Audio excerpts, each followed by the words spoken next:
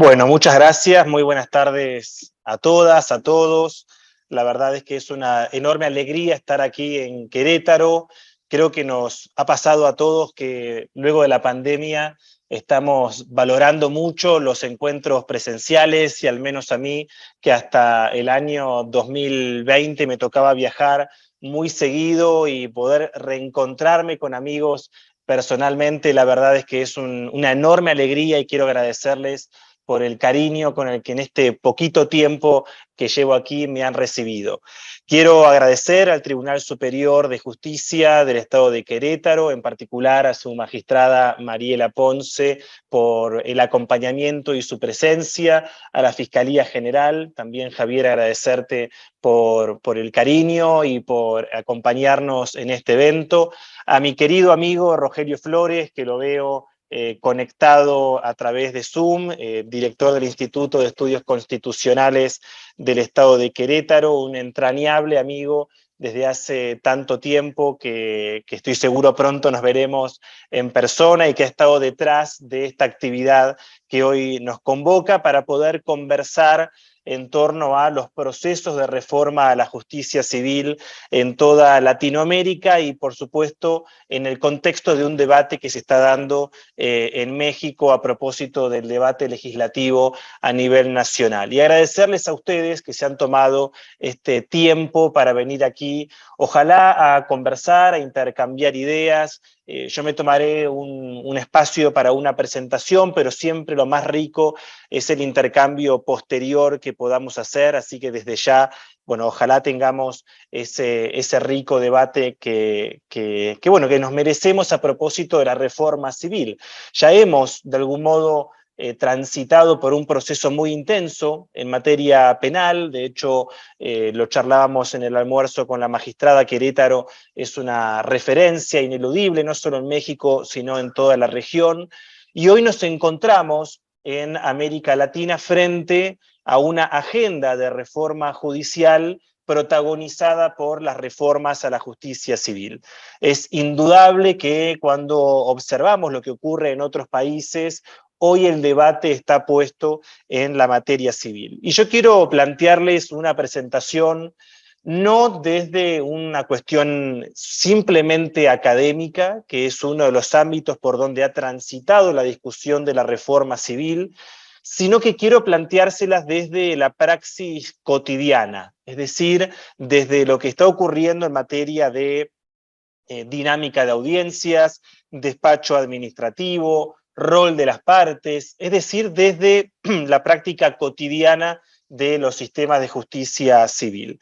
Si abordamos este tema desde la praxis, vamos a observar que las discusiones teóricas o académicas o los modelos tradicionales de proceso civil, los modelos como el liberal o adversarial, o el activista o publicista, que son las dos grandes escuelas del procesalismo civil, se han ido desdibujando en la práctica. Hoy en nuestra región tenemos un movimiento de reforma civil que tiene sus propias características y que no responde, como quizás hace mucho tiempo atrás, a las escuelas clásicas del procesalismo civil. Algunos ejemplos de ello, en torno al sistema adversarial, por ejemplo. El sistema adversarial civil, o la escuela adversarialista civil, muy conocida, de hecho, en Sudamérica, en Paraguay, en Argentina, en Uruguay, la famosa escuela del activismo, de las partes, se ha ido mutando en países como en Estados Unidos. Quizás la meca del modelo adversarial. Le han entregado amplias funciones probatorias a los jueces. En España, un sistema europeo continental, hace ya 20 años, se introdujo una reforma muy fuerte de la ley de enjuiciamiento civil, en donde hace muy poco tiempo se le entregó al juez lo que llaman las sugerencias de pruebas no vinculantes en la audiencia preliminar. El caso de Chile. Yo vivo en Chile hace casi 9 años y en el 2005 hubo una enorme reforma a la justicia de familia en donde se planteó la posibilidad de la autorrepresentación, algo que también escapa de las escuelas procesales tradicionales. Fíjense lo que ocurre en materia de precedentes, que es algo que en México hace muy poco tiempo ha comenzado a funcionar. El nuevo Código de Proceso Civil de Brasil del año 2016, el propio Código Procesal Civil establece la obligatoriedad del precedente, en un sistema claramente hereditario del modelo europeo continental, pero que receta un instituto muy clásico del modelo anglosajón. En mi país, en Argentina, podrán darse cuenta por mi tonada, aunque está un poco morigerada, pero se sigue notando. En mi país hay hace ya muchos años un artículo del Código Procesal Civil Nacional muy famoso, que es el artículo 360. ¿Qué dice este artículo? Que previo a la audiencia de juicio debe realizarse una audiencia preliminar para poder desasnar el caso o incluso conciliarlo.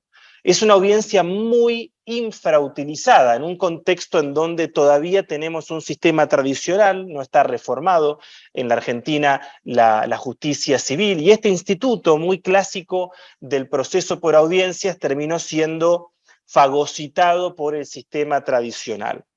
¿Qué quiero decir entonces? Que tenemos un movimiento que no podemos, a diferencia de otras materias, poder catalogar como adversarialista o activista. Es un movimiento que tiene sus propias características y que no responde con exactitud a ninguno de estos modelos tradicionales. Las últimas reformas que fueron ocurriendo en nuestra región nos lo fueron demostrando. En 2016, Colombia, Brasil, Ecuador y Bolivia, y en el 2018 en Costa Rica y en Nicaragua, donde hemos trabajado mucho en toda la capacitación de los operadores para que entre en vigencia el código. En todos estos países vemos una mixtura de las escuelas procesales tradicionales.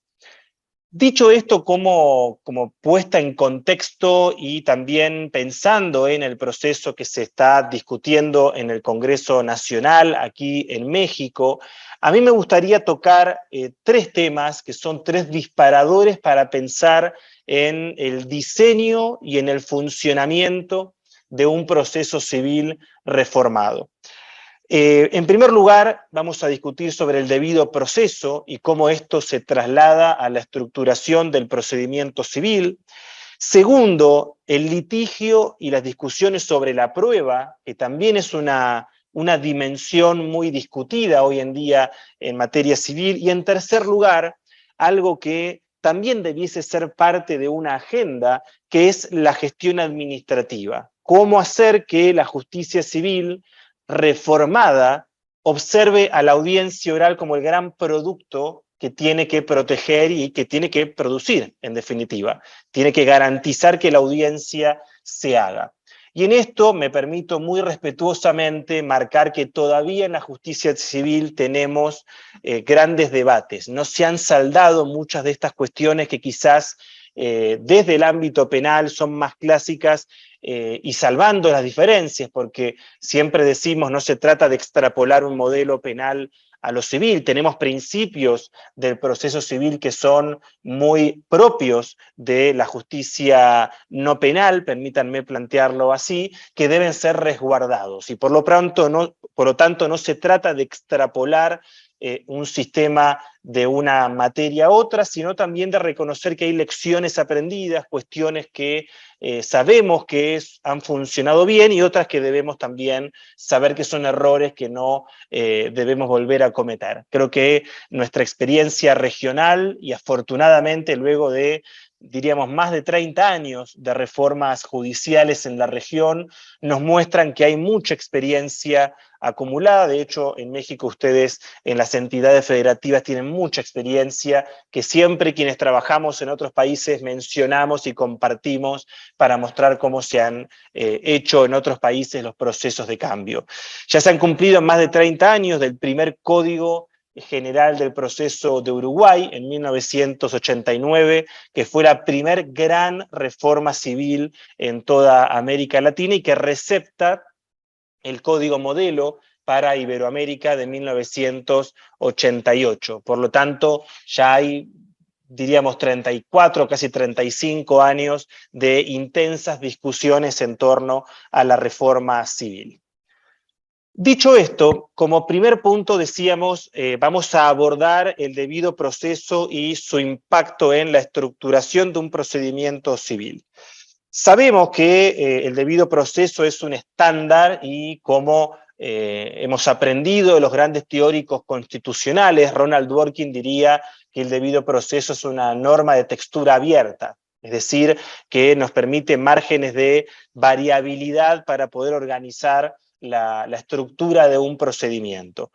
En términos generales, el debido proceso en nuestra región no ha sido considerado como un elemento clave para diseñar, por ejemplo, un código de proceso civil. Y en este punto, cuando hablamos de el debido proceso, no estamos planteando una contradicción con los principios formativos del procedimiento civil. Más bien se trata de una idea muy superadora que nos viene a plantear que hay tres ideas básicas del debido proceso: inmediación, publicidad y contradicción. Son tres, diríamos, garantías de primer orden que debiesen marcarnos cómo funciona el proceso civil reformado o por audiencias.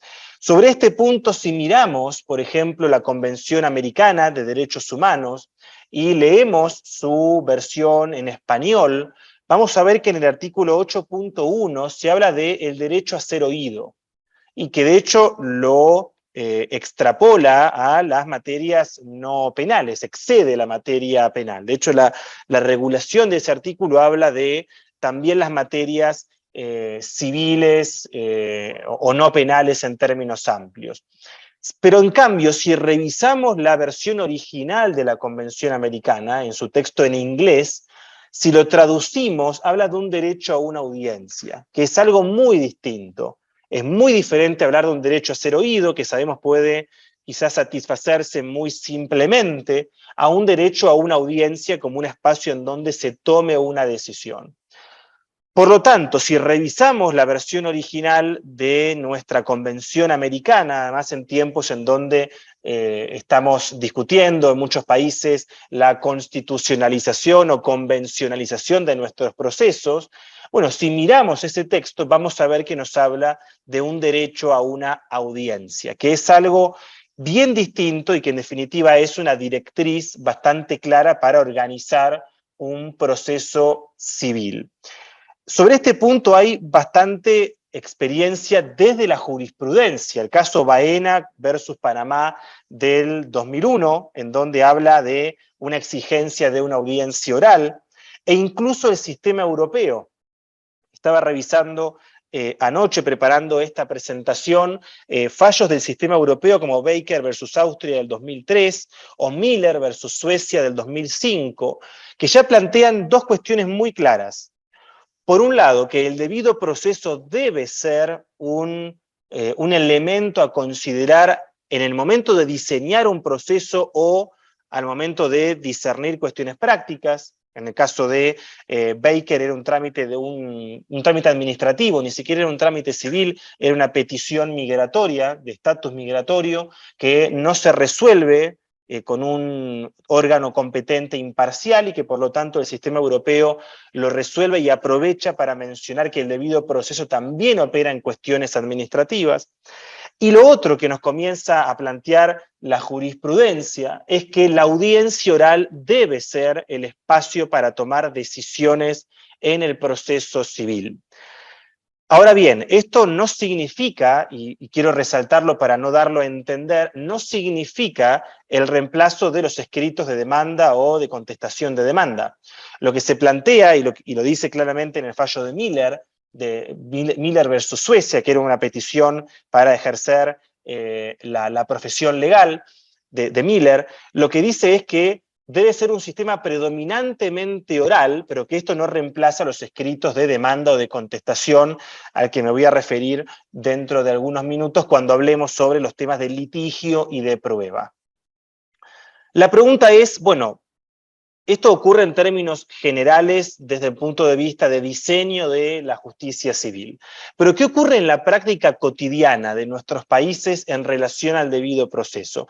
Aquí traje algunos ejemplos para compartir con ustedes, no desde la lógica del señalamiento o de la crítica, sino también por esto que decíamos al principio de la charla, para aprender de lo que ha ocurrido en otros países y en este contexto en el que está México, poder también receptar esa experiencia que siempre es muy valiosa.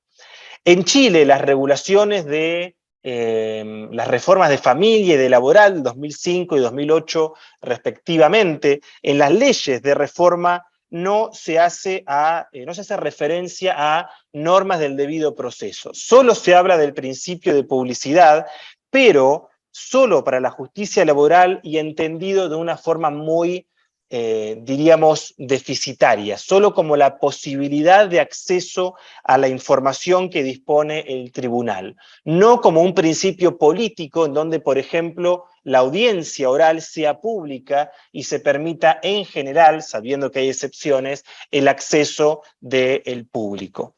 El caso de Uruguay, que hace muy poco tiempo, justo antes de la pandemia, hicimos una evaluación del sistema civil de Uruguay a 30 años, fue en el 2019, cuando se cumplían 30 años del Código General del Proceso, y ese código, basado en el Código Modelo para Iberoamérica del 88, solo menciona la publicidad y la inmediación, pero, por ejemplo, no menciona hasta el día de hoy a la audiencia oral como el espacio para tomar decisiones.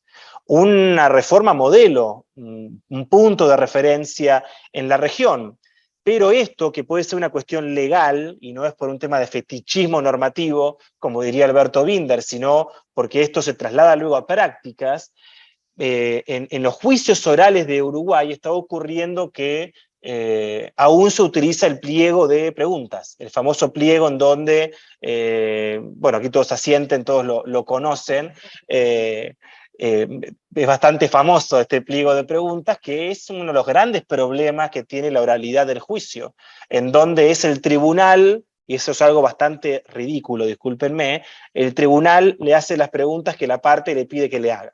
Es un lío total. Me voy a referir a esto dentro de un rato, pero bueno, me dejo más tranquilo que estamos todos dentro más o menos de la misma página. Como decíamos recién, esto es un modelo que hemos heredado del Código para Iberoamérica del Instituto Iberoamericano de Derecho Procesal, que en aquel momento fue una revolución. Hablamos de la década del 80. En aquel momento hablar de una separación de funciones o hablar de prácticas de conciliación previas al juicio era una gran revolución. No estoy diciendo que no sea algo positivo, lo que sucede es que han pasado 30 años y la evolución propia de los sistemas nos muestra que hoy en día, desde estas reglas del debido proceso, desde la Convención Americana, que la hemos releído muy distinto en estos últimos 30 años, tenemos nuevas exigencias.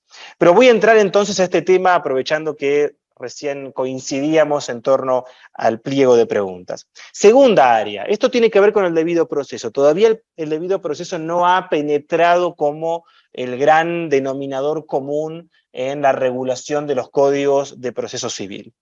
Segundo gran tema, creo que es uno de los grandes temas de los procesos de cambio en la justicia civil: oralidad, litigio y prueba. Es decir, cómo se litiga, cómo se entiende el litigio, cómo se discute la prueba, cómo es concebida la prueba, qué rol tiene el juez en la discusión probatoria. Todavía tenemos famosos principios de sugerencias de prueba, no sé cómo se llamará aquí, pero en general son principios de ofrecimiento de prueba del juez. Vamos a discutir sobre esto ahora. Si esto es o no compatible, por ejemplo, con el estándar del debido proceso. Un juez que sugiera prueba en la audiencia preliminar o que le diga a las partes en juicio: si no me traes esta pericia no puedo resolver. Ahora vamos a discutir sobre eso, pero a mí me gustaría primero trabajar los temas de admisibilidad probatoria. Ustedes saben que la prueba en un proceso civil tiene momentos. Primero se discute una cuestión vinculada al ofrecimiento, quién ofrece la prueba, contestación y demanda.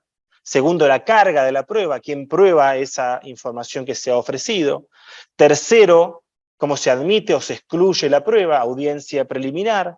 Cuarto, cómo se produce la prueba, en principio, examen y contraexamen en juicio. Ahí tenemos una alerta, diríamos, porque ahí el juez se anda metiendo. Y quinto, la valoración de la prueba, cómo la prueba se valora producto de la producción en juicio oral. Estos son los 5 grandes momentos que atraviesa la prueba en un proceso civil. Podríamos detenernos en cada uno, pero hay grandes debates. ¿Ya? De hecho, si trabajáramos carga de la prueba sería una charla independiente. Pero vamos a concentrarnos en la admisibilidad. ¿Cómo se admite la prueba en un proceso civil?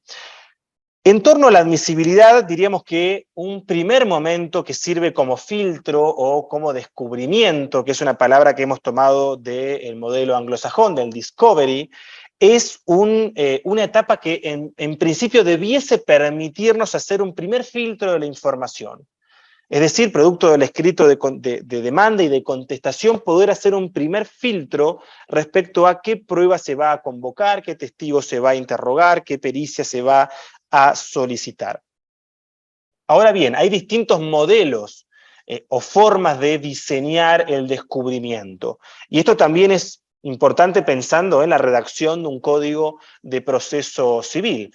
El primer modelo es en donde se exige dar cuenta en la demanda y en la contestación de la prueba que se va a solicitar y dejarla por escrito. Por ejemplo, el código modelo para Iberoamérica lo establece de esa manera, se exige que por escrito en la demanda y contestación se enumere la prueba, pero también modelos muy actuales como el modelo australiano, que a mí me tocó también trabajar y justo antes de la pandemia ir a conocer, en donde hay un escrito de demanda y contestación donde por escrito se deja constancia de la prueba.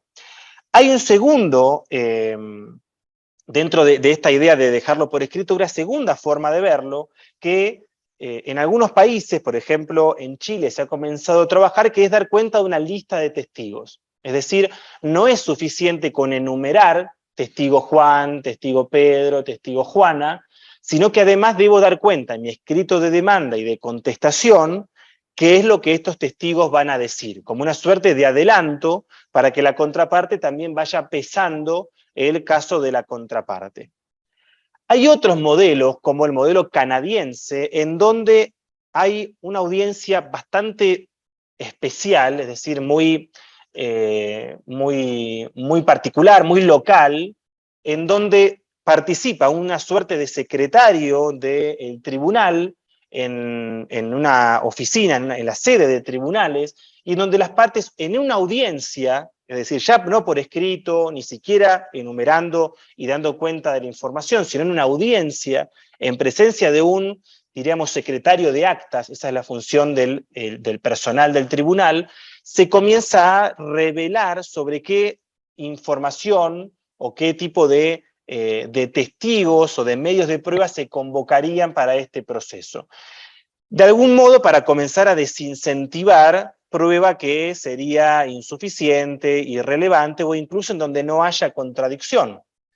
O más aún, permitiendo que esto favorezca la búsqueda de una conciliación. Si, por ejemplo, las partes comienzan a observar en esa audiencia que el caso que están llevando es un caso que podría resolverse a través de una conversación o una reparación, bueno, probablemente en vez de hacer una depuración de los testigos, esa conversación gire hacia una conciliación. Y hay otro, el tercer y último modelo de descubrimiento, es decir, de la discusión de la admisibilidad, quizás es el modelo más conocido, que es el de la audiencia preliminar. Una audiencia preliminar en donde yo comienzo a discutir qué medios de prueba estoy proponiendo para el juicio. En algunos países se llama, de hecho, la audiencia preparatoria de juicio. Yo soy muy crítico de ese nombre porque pareciera, incluso en lo penal también lo critico, porque pareciera que estoy pensando en juicio, como si el proceso fuese una línea secuencial en donde esa audiencia es para pensar en juicio, cuando en realidad es una audiencia que mira más para atrás que para adelante. Hacia atrás en el sentido de revisar lo que han hecho las partes en su investigación, en su decisión estratégica, y decidir si el juicio es o no la herramienta para resolver este caso. Y que en definitiva pensemos que en esa audiencia debe haber un escrutinio muy estricto respecto de, en este caso, lo que el demandante ha presentado y si efectivamente tiene un caso suficiente para habilitar el juicio oral. Pero independientemente del nombre, que puede ser algo, digamos, secundario, lo cierto es que la audiencia preliminar es un tercer modelo en donde se puede presentar la prueba y discutir en torno a su admisibilidad. Recién decíamos que este es el modelo más tradicional, el modelo más extendido. Si nos situáramos en este modelo, es decir, en el modelo de discutir la admisibilidad de la prueba en la audiencia preliminar, aquí tenemos un gran concepto, o que debiese ser un gran concepto. Los canadienses dicen que es el corazón del modelo probatorio, de la admisibilidad probatoria, que es la relevancia o pertinencia. Un concepto todavía no tan instalado como el gran filtro de admisibilidad de la prueba, y que debiese ser ese requisito que todas las partes, indistintamente de las pretensiones, deban atravesar para poder admitir los medios de prueba que están solicitando que se produzcan en juicio oral. Yo aquí estaba revisando también anoche, para que vean que tuve una noche muy divertida en el hotel, pero pensando en estos temas, revisando los códigos de proceso civil de nuestra región, y todos los códigos, indistintamente de su año de sanción. Yo aquí separé el código de Perú, que es un código, el código de Argentina, que es un código muy viejo, el código de Perú, que es un código de hace unos 10, 15 años, y el código de Colombia, que tiene tan solo 4 o 5 años de vigencia. Todos estos códigos, estos tres son ejemplos, regulan la pertinencia o relevancia como criterio de admisibilidad. El Código de México también lo revisé, pero como no lo tengo acá, prefiero no mencionar su artículo para no ser irresponsable, pero también chequeé que estaba previsto en algunos estados esta idea de que en la audiencia preliminar se hace un ejercicio desde la relevancia o pertinencia. Ahora bien, ¿por qué menciono esto como un tema tan importante? Porque desde la academia y también desde la jurisprudencia, y en algunos países desde la normativa, se ha comenzado a repensar este criterio y se lo ha posicionado como el gran requisito de admisibilidad probatoria, o el que debiese ser ese requisito que las partes estén observando al momento de ofrecer un medio de prueba. Si revisamos lo que significa la relevancia o pertinencia, vamos a encontrarnos con que hay una lectura clásica, que es la que quizás es más extendida, más habitual, que es pensar la relevancia o pertinencia como la relación entre hecho controvertido y prueba, es decir, el objeto litigioso. Es decir, el medio de prueba que propongo debe estar vinculado a los hechos en disputa. Este es el concepto tradicional, el más conocido por los litigantes e incluso en la academia. Ahora bien, en los últimos años, sobre todo desde jurisprudencia del sistema anglosajón, que ha tomado, digamos, la delantera en este debate, se ha comenzado a plantear que esta descripción de la relevancia o pertinencia es bastante insuficiente. Si realmente queremos que la audiencia preliminar sea una audiencia de filtro de la información. Si queremos que la audiencia preliminar adquiera este protagonismo, esta importancia, el concepto de pertinencia o relevancia debiese ser pensado mucho más complejamente, es decir, superar solamente la relación entre hecho y prueba, porque lo cierto es que hay muchos medios de prueba que están vinculados con los hechos, pero probablemente tienen otros problemas vinculados a la calidad de la información, a su sobreabundancia, a su, por ejemplo, repetitividad. Es decir, hay otros problemas que desde el concepto tradicional de relevancia o pertinencia es insuficiente para poder detenerlos a tiempo.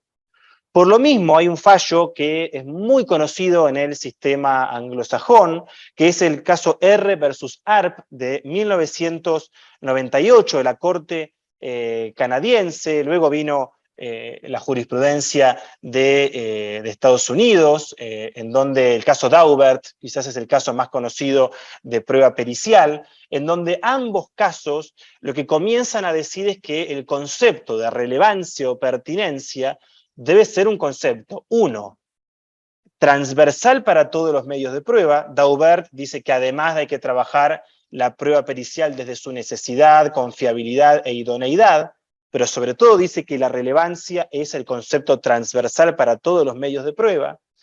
Y lo segundo que dicen, y sobre todo lo dice el caso ARP de la Corte canadiense, es que la relevancia no se define solamente por la vinculación entre hecho y prueba. De hecho, el caso de R versus ARP, R es la corona, es la Fiscalía versus ARP en Canadá, dice que la relevancia, entendida así, se suele llamar la relevancia lógica, es decir, la relación lógica entre el hecho y la prueba. Pero que hay una segunda dimensión, y esta es la que todavía no se ha instalado en el campo de la práctica, insisto, si queremos pensar la audiencia preliminar como un espacio de filtro de la información, que es lo que este fallo de la jurisprudencia llama la relevancia legal o pragmática. Es decir, hacer un análisis de los costos materiales y del posible prejuicio que una determinada prueba podría causar en el juicio oral. Es decir, hacer ya en la audiencia preliminar un adelanto de lo que sería el peso probatorio de ese medio. ¿Qué calidad de la información me está aportando versus qué costos me trae su producción en juicio oral? Esto es algo que está contenido, de hecho, en las reglas federales de evidencia en Estados Unidos, en Puerto Rico, que son las únicas reglas en español, en la sección 403, en donde se establecen algunos presupuestos de la relevancia legal o pragmática. Es decir, para plantearlo muy sencillamente, que en la audiencia preliminar se debiese comenzar a discutir sobre la calidad de la información y que no es suficiente con hacer esta relación entre el hecho y la prueba. Y en este punto subyace un debate probatorio que es histórico, un debate que viene de hace mucho tiempo, y en esto permítanme 2 minutos de un debate histórico, prometo que vuelvo rápido a esto y que no me voy a quedar en la historia.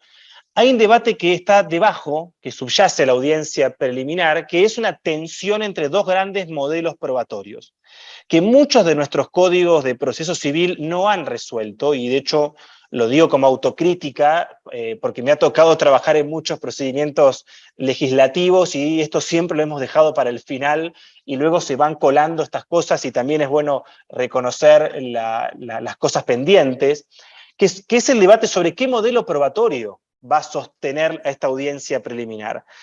Y aquí sí va lo histórico. Tenemos un modelo que es el histórico modelo vinculado a la corriente racionalista de la prueba, que Jeremy Bentham defendía y sostenía. Y Bentham lo que decía es que el derecho procesal debía ser fundamentalmente libre y que cualquier interferencia que existiera debía ser removida. Bentham planteaba que toda la prueba que las partes ofrecían debía llegar a juicio oral para que el juez de juicio tuviese a su disposición todos los medios de prueba. Ese modelo, que es el de la corriente racionalista de la prueba, es el que nosotros, en prácticamente todos los países de la región, hemos heredado a través del famoso principio de libertad o amplitud probatoria, que se ha interpretado desde esta lógica, decir, bueno, no discutamos sobre la admisibilidad, que el juez de juicio se encargue y ante la duda que ingrese la información al juicio. Ahora, hay otro modelo que también está en disputa y en tensión con este, que es el modelo que yo suelo llamar la corriente limitativa de la prueba. Es decir, un modelo que plantea lo contrario, es decir, deben existir filtros para evitar que en el juicio oral se tomen decisiones de mala calidad, producto de prueba de mala calidad. Y este modelo es el que encuentra apoyatura en las famosas reglas de evidencia del modelo anglosajón. Y por lo mismo, todos los países del sistema anglosajón tienen reglas de evidencia. Estados Unidos, Canadá, Australia, Inglaterra, Israel, que es hereditaria del sistema anglosajón inglés. Todos los países anglosajones tienen reglas de evidencia que en realidad no son reglas para el juicio. Si revisan las reglas, son reglas de admisibilidad, de testigos de oídas, de prueba de referencia, de admisibilidad, de la relevancia. Es decir, no son, tienen muy poquitas reglas, creo que unas cerca de 10 reglas que son pensadas para el juicio. Pero la gran parte de las reglas de evidencia son para la admisibilidad. ¿Por qué? Porque están pensando en proteger al juicio. Y aquí está el debate que subyace y que a mí me interesa subrayar, más aún en este momento en el que se encuentra México de debate legislativo. Lo que está detrás de estos dos grandes modelos, y ahora sí vuelvo y me voy de la historia, está en cómo protegemos al juicio. Si el juicio oral lo entregamos a un juez que disponga de toda la información, lo que hemos aprendido es que eso puede llevar a decisiones de mala calidad, con peritos, como lo hemos visto recién en el fallo Daubert de la Corte de Estados Unidos, donde Daubert era un caso civil, de hecho. Daubert era una gran farmacéutica que a través de un medicamento que le provocó malformaciones a un niño, inicia una demanda por parte de la madre de ese niño. Por lo tanto, Daubert es una sentencia civil, no es penal. Lo usamos mucho a veces en penal, pero en realidad es un caso civil.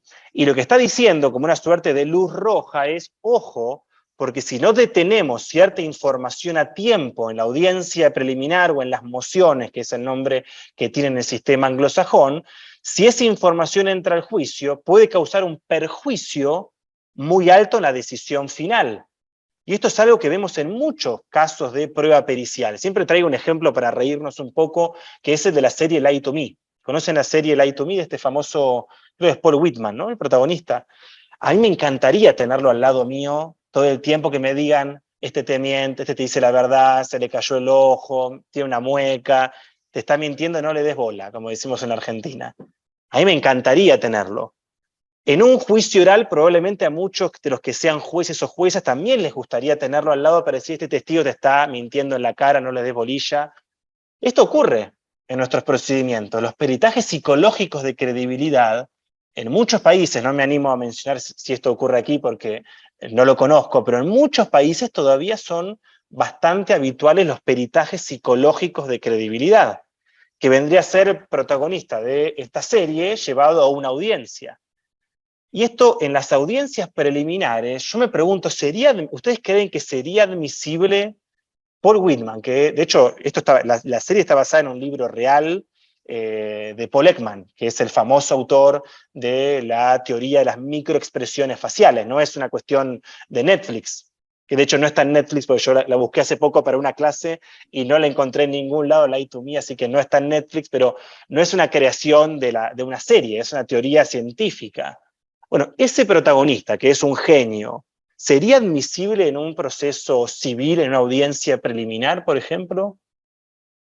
O invierto, o más bien hago la pregunta de otra manera. En un juicio oral, ¿sería necesario un peritaje psicológico de credibilidad para un juez?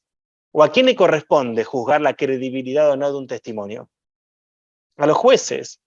Por lo tanto, vuelvo al tema de la protección del juicio. Lo que está diciendo Daubert, entre mucha jurisprudencia, pero Daubert como un cambio epistémico en la concepción de las pericias, es, ojo, porque peritajes como este, como el de Lie to Me, pueden ser útiles, pero no son necesarios. Y si yo lo admito al juicio oral y ese perito me aporta información falsa, tergiversada, apoyada en un testigo, es información que al fin y al cabo es de mala calidad y que puede inducir error. Y por lo tanto, la audiencia preliminar debiese ser ese último momento en donde las partes, pero sobre todo un juez activo, ahora voy a referirme a esto que es un gran tema de la reforma civil, ese juez activo diga, ojo, detengamos esto a tiempo y que entre a juicio aquella información que ha, por ejemplo, atravesado el requisito de relevancia y que es información de buena calidad. Es información que está contrastada por la contraparte, si es una pericia, es idónea, es decir, es consensuada en el ámbito científico, es confiable, es decir, ha atravesado diferentes test de confiabilidad. Por lo tanto, la audiencia preliminar, desde la discusión sobre la admisibilidad, debiese ser ese gran momento para proteger el juicio oral. Ahora bien, vamos a referirnos ahora sí al rol del juez, que es un gran tema que desde la academia ha significado hojas, hojas y hojas de discusión, y que al menos en mi país, en Argentina, los académicos se matan en los congresos discutiendo si es el juez activo, si es el juez pasivo, si es adversarialista, si es activista. Así que no les traigo ese debate porque sería muy aburrido, pero sí quiero traerles una posible visión integradora de por dónde debiese transitar la posición del juez en un proceso civil. En este punto hay una idea que se ha comenzado a diseñar y a configurar en los últimos años, sobre todo desde el sistema anglosajón, en el sistema inglés, fundamentalmente, que los ingleses llaman el case management. Es decir, la idea de un juez gestor del proceso, de un juez civil gestor del proceso. ¿Qué significa esto? Para ser muy simple, un juez muy activo en la organización del proceso, y por ejemplo muy activo, y esto lo conecto con lo que discutíamos recién, en la exclusión probatoria en la audiencia preliminar, pero un juez muy pasivo en la definición de la prueba y en las teorías del caso, es decir, en las estrategias que las partes impulsen en un proceso civil. Esta es la idea que se ha comenzado a configurar y que al menos a mí me parece una buena forma de trabajar este gran tema que es el rol del juez. ¿Por qué? Porque en un proceso civil por audiencias, la decisión sobre qué medios de prueba se van a proponer, sobre qué tipo de estrategia voy a plantear en una audiencia, debiese ser una definición del demandante y del demandado. Es decir, ok, tengo este hecho y este hecho lo voy a acreditar con estos medios de prueba y yo como litigante voy a llevar esto a esta audiencia y plantear mi estrategia y defender mi estrategia. Y el juez será muy activo en controlar la información, pero bajo ningún punto de vista va a adoptar una teoría del caso propia. Porque además tenemos que reconocer que si un juez sugiere prueba, lo que está haciendo es adoptar una hipótesis. Es decir, está tomando una posición y desde esa posición está planteando la producción de un determinado medio de prueba. Por lo tanto, yo me pregunto, si ese juez tiene su propia teoría del caso y sugiere la prueba, sugiere el testimonio de Juan Pérez, bueno, ¿quién va a cuestionar ese medio de prueba propuesto por el juez? Porque en realidad, y esto es una cuestión media circular, quien debiese ejercer ese rol es el juez. Y por lo mismo no debiese él sugerir medios de prueba. Hay un autor inglés muy interesante y se lo sugiero por este tema, de hecho estuvo hace muy poco tiempo aquí en Sudamérica, que es Adrián Zuckerman.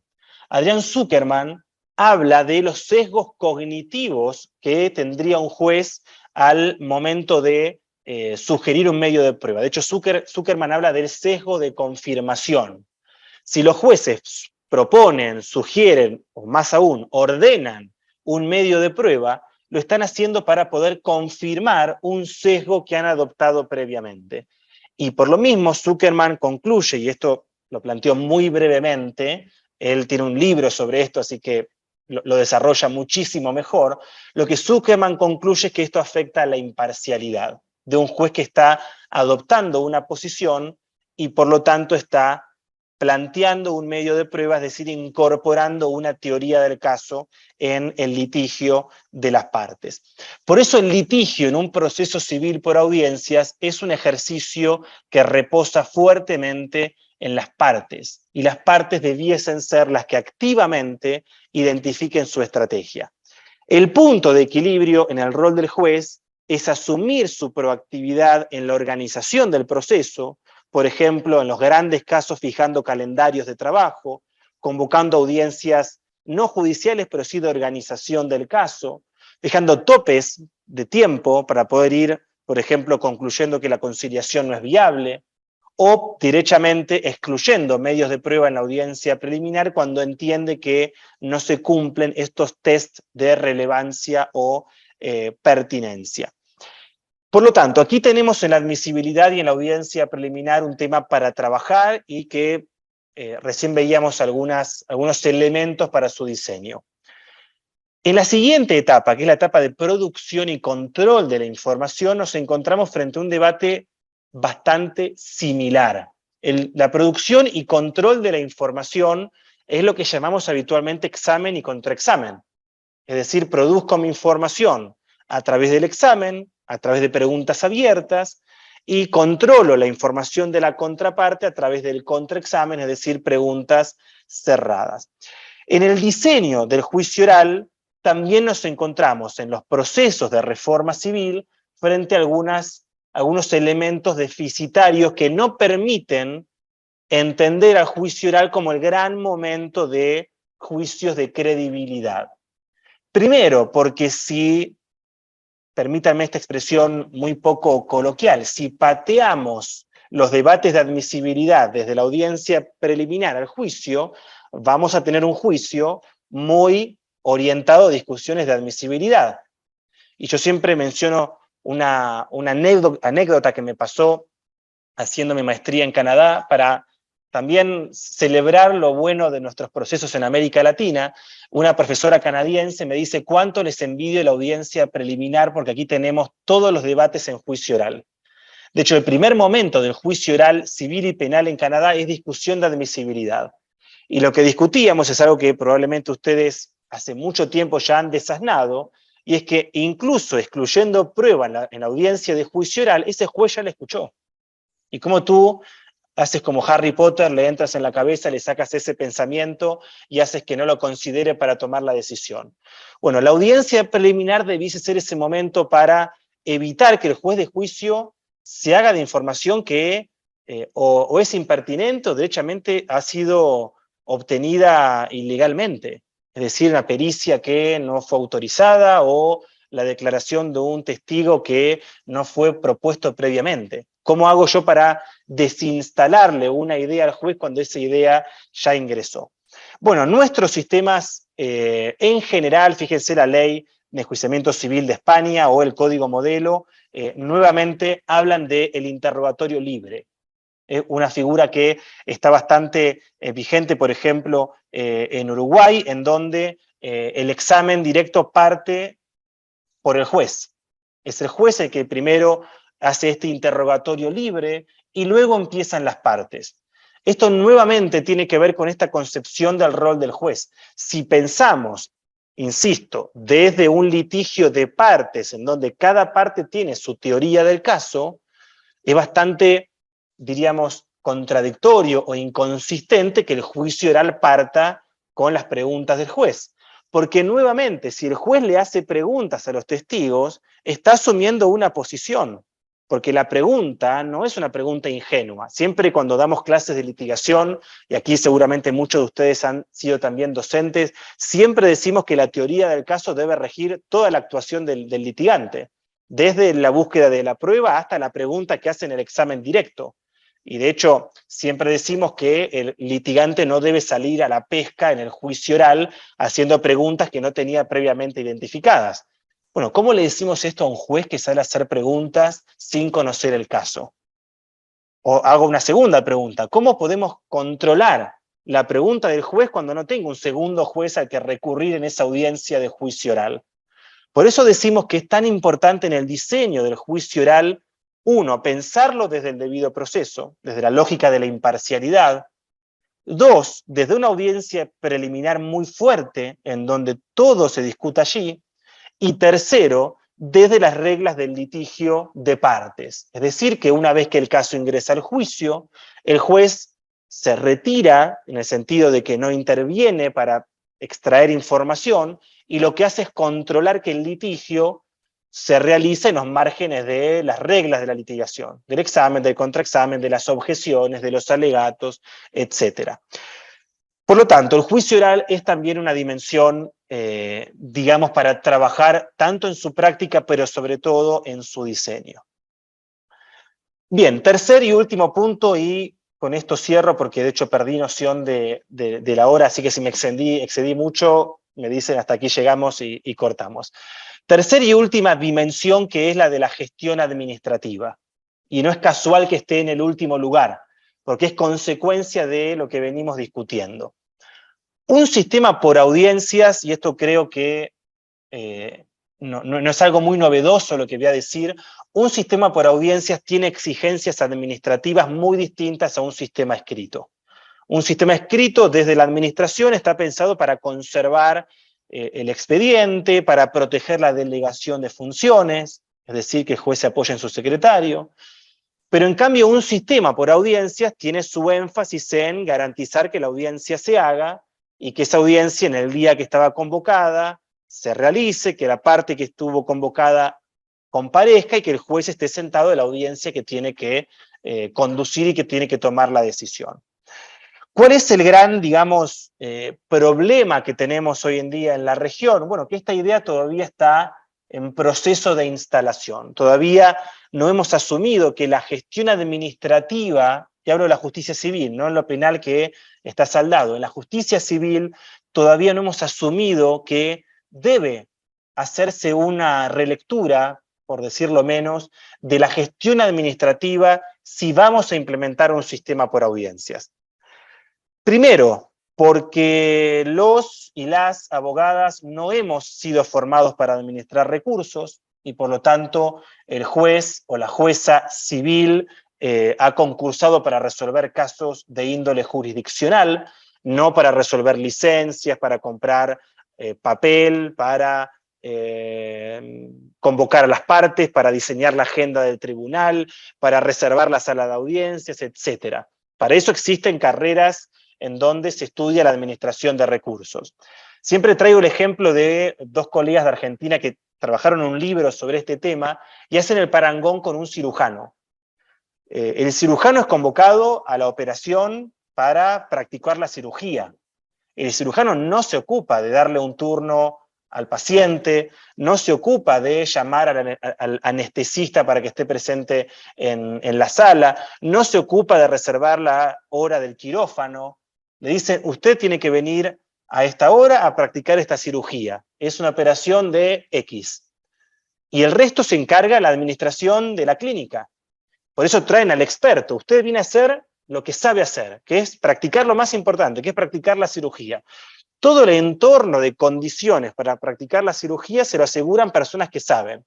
Quien coloca la anestesia, quien tiene delante suyo la agenda de los quirófanos. Usted venga a hacer lo que sabe hacer porque usted es el recurso más valioso. Si usted no viene, no hay cirugía.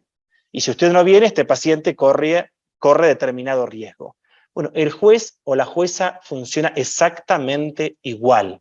Debiesen ser convocados para conducir la audiencia y para tomar una decisión. Todo el resto de los elementos son condiciones de apoyo al trabajo del juez. Y el juez es el recurso más valioso. Si el juez no asiste a la audiencia no se hace, salvo que estemos frente a cualquier otra cosa menos una audiencia si va un secretario. Pero si no va el juez, la audiencia no se hace. Y si no va el juez, ese usuario que está demandando una respuesta del sistema judicial no la va a recibir. Entonces el protagonista es el juez. Ahora, es el protagonista, pero que el resto de los elementos se los entreguemos a otras personas que le garantizan que ese juez se sienta en un estrado como este. Hay un audiencista que se encarga de registrar la audiencia, hay un equipo como este maravilloso de sonido que se va a encargar de registrarla, hay una persona que se encargó de convocar a las partes para que estén presentes este día y esta hora, si hay testigos se los convocó, pero usted viene y le dicen es un caso de un accidente de tránsito donde se están reclamando determinada costo de hospitalización, o un caso de una mala praxis médica, etc. Usted viene a resolver este caso y va a escuchar lo que las partes le van a plantear. Despreocúpese de todo el resto. Bueno, esto debiese ser algo que en la justicia civil podamos trasladar a una estructura organizativa distinta. Hoy en día en nuestra región tenemos experiencias interesantes, en México también hay una experiencia valiosa en términos de oficinas judiciales, en donde ya hemos avanzado en muchos países en tener administraciones profesionalizadas para la justicia no penal. Por ejemplo, en Chile, en la justicia de familia y laboral, hay administradores que son licenciados en recursos humanos, o hay ingenieros industriales que son administradores con rango jerárquico y salarial equiparable al de un juez. Porque igual de importante es que haya un administrador a que haya un juez. Algo que en la justicia penal, quienes conozcan, es algo bastante habitual. Un juez presidente del colegio de jueces y un administrador que es la cabeza de la dimensión jurisdiccional. En Argentina también hay oficinas judiciales civiles, laborales o de familia. En España hay un secretario judicial que lo llaman director técnico procesal, que es una suerte de secretario, lo que están ahí tironeándolo para sacarlo como apoyo del juez y no termina de ser un director de oficina judicial. Por lo tanto, aquí tenemos algo que es consecuencia de todo lo que venimos planteando en términos de oralidad y de sistema por audiencias. Para concluir, y ahora sí, bueno, dar paso a lo más rico de este espacio, que son las preguntas, plantear que este escenario de la reforma a la justicia civil es sumamente, y esto ustedes lo saben, importante para los usuarios y las usuarias que habitualmente recurren a nuestros tribunales. ¿Por qué? Porque la justicia civil numéricamente resuelve cerca del 80% de las causas que ingresan al sistema de justicia. Y por lo tanto son los conflictos que muchas veces marcan la conflictividad social, más aún en contextos en donde muchas de nuestras constituciones políticas en los últimos años han ampliado derechos, han afortunadamente permitido que haya mayor conflictividad. Yo soy un conflictivista en el buen sentido. Creo que el conflicto es positivo si es bien canalizado, porque significa que hay puja de intereses, que hay, bueno, que hay un interés de avanzar y de tener cada vez más derechos. Ahora, la justicia civil también debiese ser ese espacio que se haga cargo de esta disputa, de este conflicto, y poder también dinamizar sus plazos procesales y resolver estos conflictos en un tiempo razonable. Bueno, aquí les he compartido algunas ideas, algunas reflexiones para abrir el debate y nunca para saldarlo. Bueno, muchas gracias y muy buenas tardes a todas y a todos.